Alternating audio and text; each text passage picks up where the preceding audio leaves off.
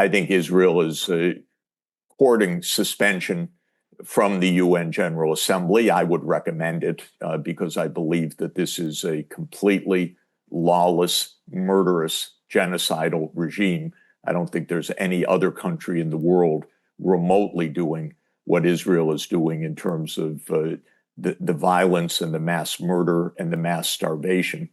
So there could be Israel's suspension from the UN. This was at least raised at the OIC meeting.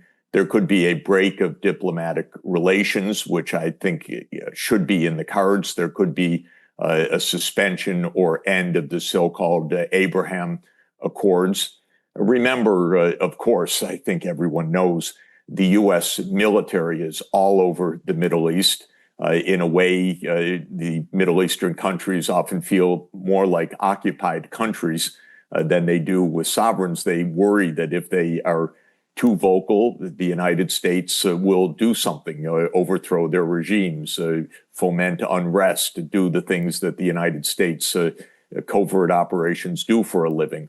So I think that there is some trepidation there. But the fact of the matter is both the Arab League and the Organization of Islamic Cooperation and most other groups in the world, and I would say the UN General Assembly, more than 180 of the 193 countries are openly aghast.